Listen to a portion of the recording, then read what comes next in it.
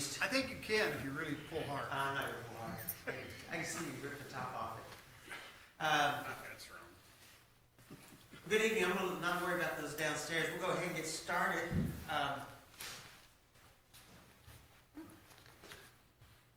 Bruce Harbach is up in the man cave, and that's just scary. Oh, we got a problem. He's His car. eating, and he's eating. My screens are backwards. Hang on. Sorry. Bob? When I really feel the shoulder bother me is when I go fishing. Bob. Because I have to drive with one arm and go fishing with the other. Oh, yeah. I'm doing that for about 8 hours. I'm usually just Well, separate. I'm okay. It's blown away out there. I'm tired. Lifting stuff above. I'll go home with my jammies on. Then the next day. And just relax. Looks like a scare. I gotta have a fasting lab in the morning, right? And I'll go to Then my mom stuff. the doctor. We see next week. We'll let Bob fix the slides here. If it gets worse. I'm gonna have to, in the fall or something. Well, we all know these. We all know tonight's starting verse. We are all, one body but many parts. Romans 12:5. So we who are many are one body in Christ, and individually parts in one another. And so, some of God's best gifts in relationships. I'm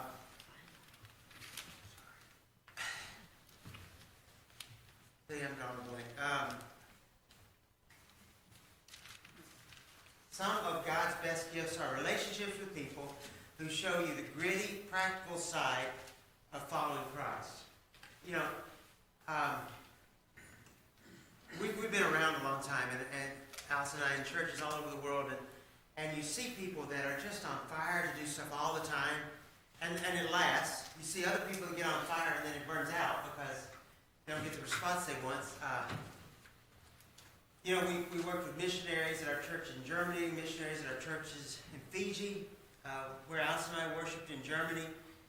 We had a German language only service, and then a English only service, and then a lot of times we'd have a combined singing between the German church, which is very interesting because you know the same songs. I'd lead singing, and I'd usually lead it in German, but you're all singing the same song, the harmony's the same, in the church books, and it's just a lot of fun to hear the different languages, but the same harmony and all that. And you learn so much when you're with these people that have strengths that you don't have. As long as everyone gets cohesive and works together. I've joked about this before, but Carl and I, when we work together, we have a very different way of working. And sometimes it can be cohesive and we get a lot done, and other times we sit there and bicker back and forth about how we want to do something until he gets his way, because he throws a little tantrum, his lip comes out, and bang. That's right. Way to go, Carl. But it works in the end because we complement each other. I mean, I'll do work up high and he won't. I'll do electrical, he won't, but he'll do plumbing and I don't. So it can complement each other. So anyway, these people that we look at and say, wow, they're super Christian or something. We look at them, they're not stereotypical, but they are real, and they do remind us of the Lord. They break the mold, but they illustrate God. Our first missionary to church in Germany that we had, he did like 4 sermons a day in American churches. He didn't speak a lot of German. Whereas before long, I was pretty fluent in German, so I would be preaching in German. And so I would do the morning service, and he would lead singing, and then he would do the American service, and I would lead the singing for it. And it's the same way when we got another missionary. He didn't speak any German, so I had to do all the German services. He did all the English services. But the thing was, we were working together, and we tried to kind of coordinate our sermons to some extent as well. But those people that you look at and you admire for what they did, they kind of break the mold. Because the majority of Christians aren't doing those things. You know, those people, you watch them and without a word, they can provoke you to be better than you are. When we think about different elders, I know this church for many years had my cousin, Brother Chafin, as one of the elders here. You know, you have the others, Bill Garner and others that worked here. You look at them and you see their skills, their things that make them good. We've talked about, you know, in the eldership here that Ron is so much calmer and more patient than Bruce and I are, and so it works well together. But these people, they lift you up, they make you do better, and that's what's important about tonight's lesson. Paul is trying to remind those Christians that just because maybe one person can preach, or one person's a great evangelist, you know, out in the community, that doesn't lessen your abilities or your talents. God is never going to make the church where we all have the same talent, because that would just be boring, and we wouldn't get anything done. You know, if everybody here wanted to be the song leader, who's going to sing? You know? So, there's somebody in your life, as a Christian, and going to church, something that you want to mention that really influenced you that way, and then what gift was it they had that really influenced you? And Subi would ask anybody for a study, wouldn't he? A lot braver than I am. He was an encourager He was an encourager, yeah. and loved coffee. And love what? Coffee.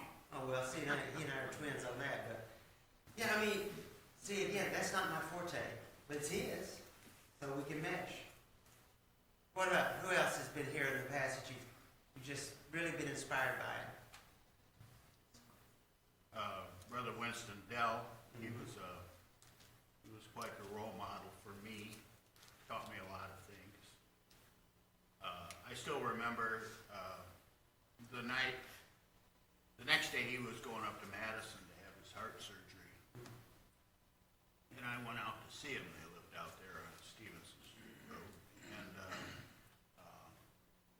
he said to me, Ron, he says, no matter what happens, it's going to be okay. And then he never got home after that. I always remember that. You know, told me it's no matter whether I live or whether I die, it's okay. A lot of the younger men at the time, Bruce, Gifford, were really inspired by Winston as they grew up. I think you were an adult when y'all came here the first time, right? I thought I was. Young adult, but yeah. He was a deacon, Winston was? Ron. Oh, Ron was a deacon then? You know, I look at somebody we just lost, and that's Doug Jennings, and when he made his mind up to be a Christian, it was 100% all the way. And he was the most giving, loving. Now, he's not going to get up here and preach, lead a prayer, and any of that stuff. He wasn't going to carry a super long conversation on with you so quiet, but he'll listen great. And he'll even watch trains with somebody. But he was the most giving person, and whenever he heard about something, he'd say, Jeff, you know, what can I do? Can I give you some money for this? Can I help you with that? So all those separate, you know, Winston's a good teacher, Subi's a good evangelist, Doug's a good giver. You know, all those work together. I'm a much better missionary than I am an evangelist in the community because I'm not afraid to go into these areas and live like them and do like them. But I am afraid to knock doors. I don't know why. I've always been. I don't like the rejection that comes with it in America. So, Paul's writing. Paul is spending the first half of this letter, he's laying a foundation of teaching and training. And then he switches in the closing section to talk about the application of Christianity. What's the difference in the theory of and application of, Mr. Engineer? Application is actually doing it. Theory is talking about it. Who is typically a better engineer? The one who's got all the book learning or the one that's got all the experience? Well, I remember the ones that had experience. It's kind of like Paul. He was a doer. He taught what he could do. And I remember some of the instructors I had when I was state. Some of them it was kind of in one ear and out the other, but the ones where they could relate and make it practical in your everyday life and on your job situation, I remember. Yeah, and those people stand out to us, don't they? So anyway, the book of Romans is no exception. Paul begins the epistle by laying down how you should believe, how you should live. And now he says, now what does that mean in practical application to you? So in effect, he's saying, now that you've grasped these things, these foundational truths, here's how you're going to live it out. This is what you have to do. So if I can get somebody to read 1 through 13 for me, please. Oh, I can do it. Okay, Liam, good and loud, please.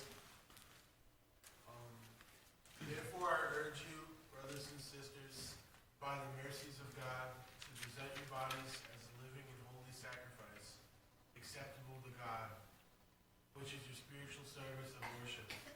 And do not be conformed to this world, but be transformed by the renewing of your mind, so that you may prove what the will of God is, and that which is good and acceptable and perfect. For through the grace given to me, I say to everyone among you, not to think more highly of himself than he ought to think, but to think so as to have sound judgment, as God has allotted to each a measure of faith. For just as we have many parts in one body, and all the body parts, we do not have the same function. So we who are many are one body in Christ, and individually parts of one another. However, since we have gifts that differ according to the grace given to us, each of us is to use them properly. If prophecy, in proportion to one's faith.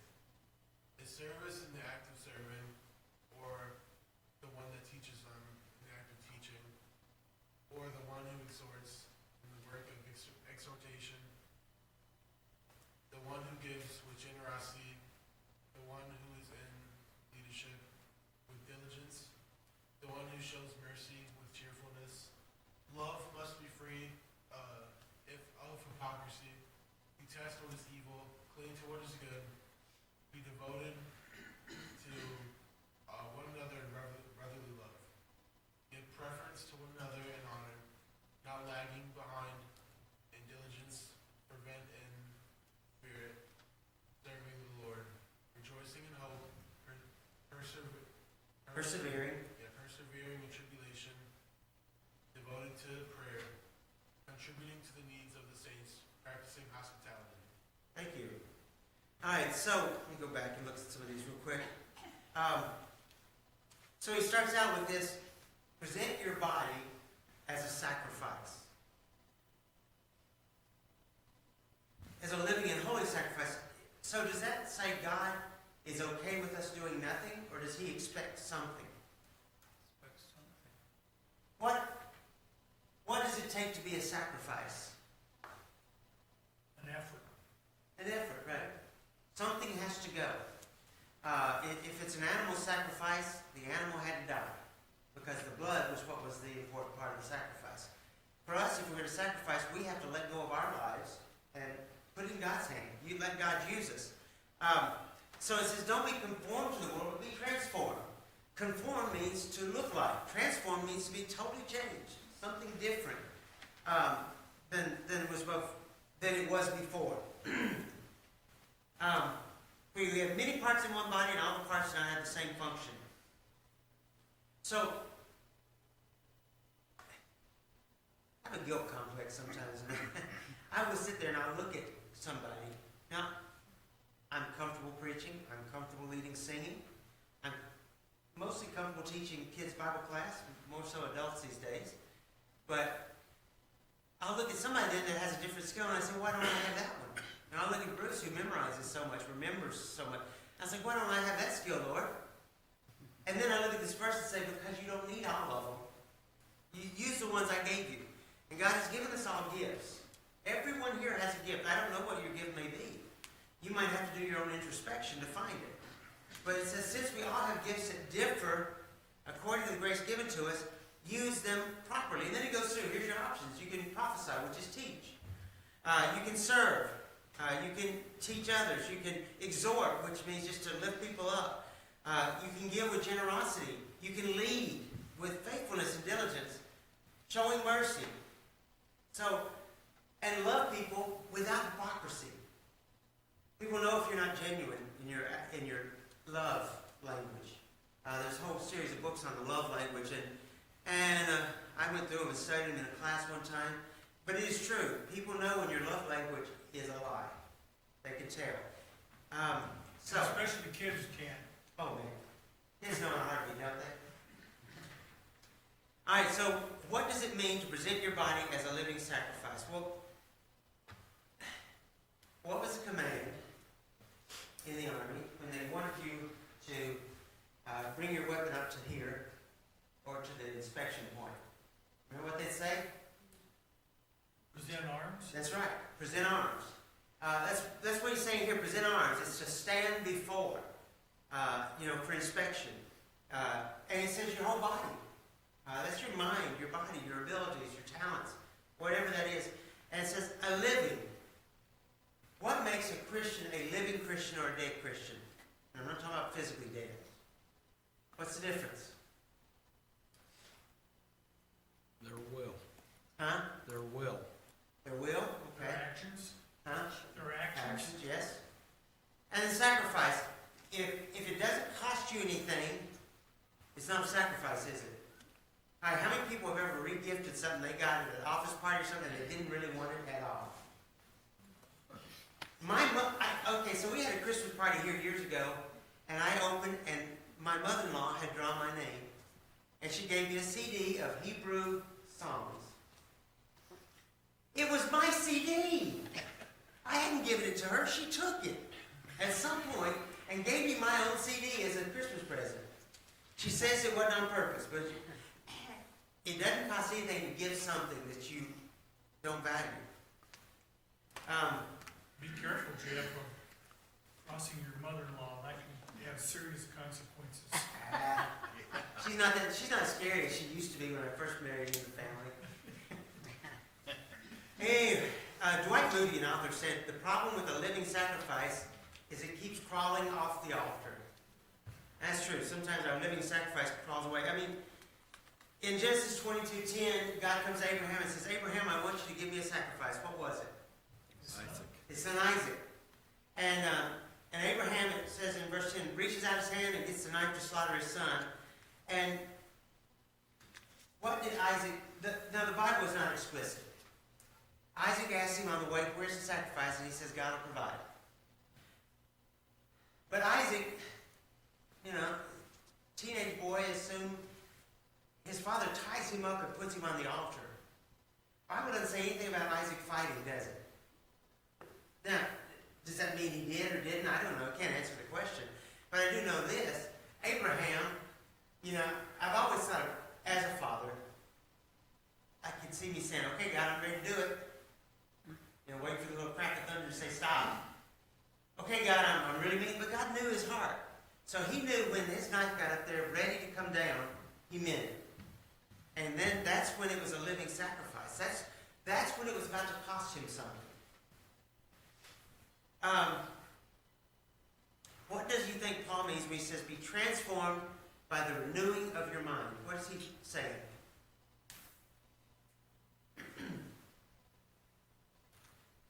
You've got Huh? Thoughts precede actions. You've Thoughts got to be precede changed. Action, yeah.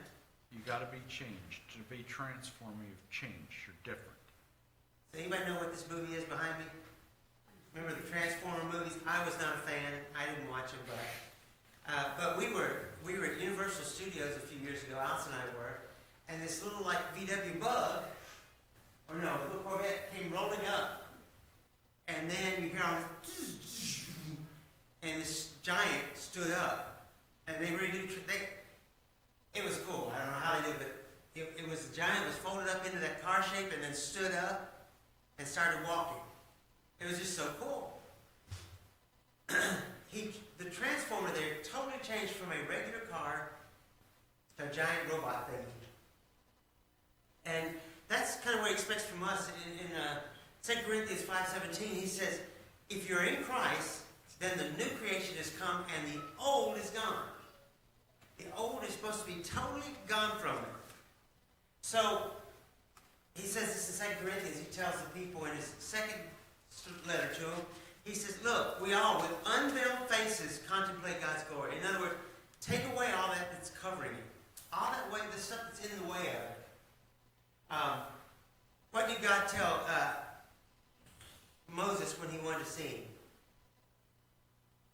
He told him he had to look at his back because he couldn't see his. He could not see him with an unveiled face. Right. No one could and live, God said. And in fact, when he saw his back walking away, what happened to him? His face became so bright. He had a God burn. Yeah. He became totally white, head to toe, didn't he? And in fact, the people had to shield their eyes from him because the glory of God that still was emanating from him. He says, if you're going to look at God, take the veils off your face. You've got to change. And we're still not going to see him clear enough to understand him. Been married pushing 50 years these days, and I still don't understand everything about her. You know, we know each other really well. If we get mad about something, it's usually something really stupid at this point because we agree on everything else. It's important. So, I see her with an unveiled face. So that's what we need to do with God. Know him so well that there's no barrier between us anymore. And you still won't know him perfectly, just like you'll never know your spouse perfectly, but you'll have a better idea, a better view. So, what typically will stop us from acting, thinking, being like parts of one body? What gets in the way?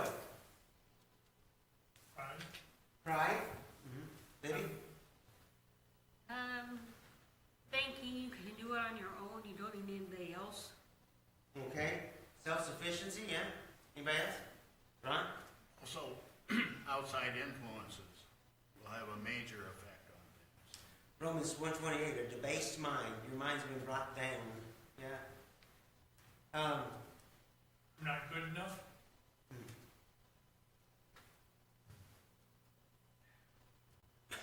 I don't remember if I read the book or if my sister described it. I think my sister was describing it. But as you know, she's a speech pathologist and worked with people with disabilities, especially people with stroke. She worked mostly in with the Amish community, actually, going in and giving therapy in their homes. But one thing she talked about was the fact that people have, it's called the imposter syndrome, I think it was. In other words, you're doing these things and you think, I'm really not good enough to do this, and somebody's going to figure it out. Somebody's going to catch me. Most of us have it. Preachers have it bad. Because at some different points in there, when something aren't going just right, you're thinking, they're finally going to figure out I really can't preach. You know, I don't have the ability to write. And you may have done 10,000 sermons, but you get that feeling. And probably in a lot of fields feel that way. Paul says we can't be like that. He says you're darkening yourself with a senseless mind. It doesn't make sense what you're doing. In fact, I remember my grandmother saying, "Have you lost your senses, boy?" You know, she'd say that a lot to me. Because, you know, me, I do anything on a dare. So, you know, she'd tell me, "You lost your senses. What's wrong with you?" But so he says we've been darkened by a mind that's lost its senses. We're not thinking straight. And then in Romans 1:22, he goes on to say that it results in every kind of evil being done. The laws of nature say nothing can be totally empty, right? Unless it's a vacuum. So the space in our brains is going to be full of one thing or the other. We can fill it up with God. We can get it half full of God. We can get it all full of evil. It's not going to be empty. So we are the ones that have to clear out that senseless thinking and put good in. We're trying very hard not to watch shows that use bad language. It's hard to find them, but we're trying, and we have a cursometer in our brains, and after we hear it once or twice, it's like, okay, turn it off, it's done. I know it might be a great show. It might be a really fun show to watch. It might be really distracting for our minds. But what happens if you continue to watch those things? They're not horrible, but they're pretty bad. JC, you had a thought? What happens? Well, it's either dilution or pollution. You can drink water that has some pollution in it and it not hurt you, but the more that's in there, then it becomes really harmful. Trying to keep that out, keep that out, put it in a filter up there or something. I give you a good example, and that's language and the evolving of our language. And so when we were all kids, all of us our age, when you heard the word suck, it did not mean that's just a bad thing. It meant something, and we all knew that was not a good word. Now the kids, because it became so prevalent in our speech, it has become, they have no clue that we think of what they're saying. They see it as that just means bad. Just like as a kid, I would have said, oh, that stinks. They say the other one. That's what happens when we let too much come in, and we stop thinking that's a bad thing and start thinking it's just an okay thing. And then it can become a normal thing. I've told you the language in Samoa when I was there, they use very earthy, graphic words for body functions because they learned it from sailors. And that became a part of their national English language. And they say those words, and I'm like cringe every time that somebody will say it. And they're just asking me if I need to go to the bathroom or something, but, you know. How does Paul say we should get along with one another? Love. But he says don't think more highly of yourself. What's he mean by that? Well, when you're serving, you're not so much thinking of yourself, but of others. Okay. Idle hands are the devil's workshop, so to speak. When serving is a good illustration. When you're serving the needy in the community, are you seeing them as people that have needs? Or are you thinking they're illegal? Or are you thinking they're the wrong race? Or are you thinking they smell bad? Or are you just thinking they're a person that has needs? They're hungry. They're cold. I wouldn't want to be homeless this time of year. Doesn't matter how I got there. I can't imagine being homeless right now. So we're to be devoted to one another in brotherly love. Not thinking I'm better than you. You're not thinking you're better than me. We're just thinking we are. We exist together. We work together to form a better group, stronger church. And then he goes on, spiritual fervor. What does that mean? What is spiritual fervor? Not forever.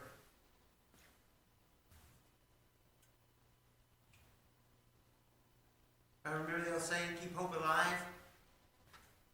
That's fervor. You know, don't give up. Paul says don't get lazy and never give up. Ben came home one weekend from the police academy.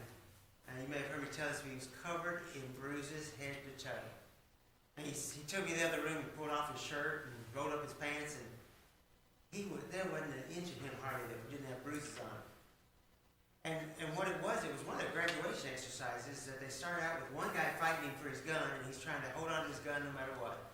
And the next one, it's two guys trying to get him down so he can take his gun.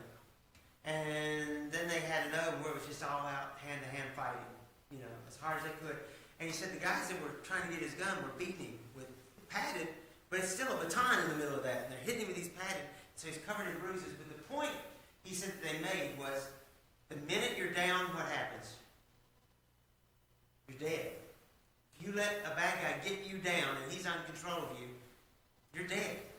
So the point of that was, don't quit fighting. His instructors kept saying, until they shoot you and you can't move, you don't stop fighting or you will get shot. You will be dead. So, Jeff? yeah. That's kind of like what we're being taught at the end of basic training. Vietnam was hot and heavy, and they said, if you're captured, try to escape as soon as possible, because the longer you're held captive, the less likely you will succeed. Mm-hmm. It's interesting. I worked in a different branch of the military, and they told me if you get captured, just go. Oh, Well, it was better being tried as a spy, so You know, just go, keep your mouth shut. But, you know, that's one of the things we see is wrong with our, let's say, unemployment system in this country. Right now, you can go, you can say you're going for interviews, and a lot of people just really bring in a slip and say, sign the slip, if they still do it that way. Sign the slip, so I can go say, I came here to apply. They don't want the job. They don't even try to get the job. But the government keeps paying them. If everyone had a reason to keep trying harder to get work, to get money to feed their family, they wouldn't give up so easy. But if you don't have to try. Okay, Bruce, I said this was Sunday. It's my tuba story. I got time? Sure. Always time for a tuba. So my teenage years were spent in band. I started like probably, I think it was 4th or 5th grade playing trombone. That was cool. I learned to play baritone. That was all right. But the guy that played first chair trombone became a professional jazz musician. I wanted to go get his seat. So I wanted to be in charge. I wanted to be first chair. So I learned the tuba. I became first chair. I played that for about 3 or 4 years. When you play tuba, you're marching along, and the drums are either right in front of you or right behind you. And the bass drum. And so the tuba and the bass drum are all about the beat. They're keeping everybody on the beat. That's what you do. And then you got the little piccolos back there in the very back because they're so high and shrill that they carry through. And you got the trumpets in the middle, and the trumpet players think they're the greatest gift that God's ever given a band. You know, they're all like that. But you've got all these things, and the thing is, without any one of those instruments, the music doesn't sound right. But when everybody's doing their part, and so the tuba, as boring as sometimes tuba was, sometimes, without it, they're missing a whole section of the music. You know, if you get rid of the piccolo, you've lost that whole high end of it that helps build the harmony of all these different layers of music. And so, no one wants to hear the tuba by himself, and nobody wants to listen to the piccolo by themselves. But together, they make a pretty good dynamic duo, and they're pretty good. All right. But the operative word in that is the tuba player needs the piccolo, and he needs the trumpet, and they need him. And they need the drummers. And without those, you have no harmony. The church needs everyone. No matter what the job is, maintenance, treasury, cleaning the building, teaching Bible class, cooking food for outreach, every one of those is just as important as the other one. And by the way, have you ever sat through a song service where nobody was singing? Is there anything worse? If you're a song leader, there's nothing worse than that. It's like, what have I done wrong? That just shows, even if your only ability is sit here and sing harmony with everybody else, it's necessary. We need it. All right, I'm going to stop there. Bruce, you can turn the overheads off and move to the songs if you would like to. I know. He's got his hands up in the air. It sounds like a low mass. No singing. A low mass, there's no singing. Oh, really? Herbie, I talked about I went to a church in Tennessee. I'll say we lived in Stratton and we got there. And they were saying,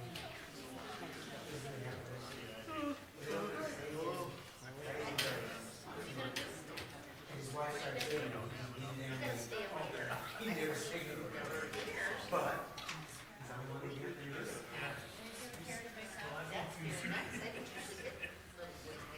All right, who got what? Right here. I have songs. You don't got nothing. Ron's got songs, he's got a duo. You did, we got, what was it first? What'd you say? How is it? Are you reading? I don't think the closing prayer is here. Closing prayer is Hal Gerber. Alan Gerber? It's Hal. Oh, okay, my mistake. He doesn't remember, it's Hal.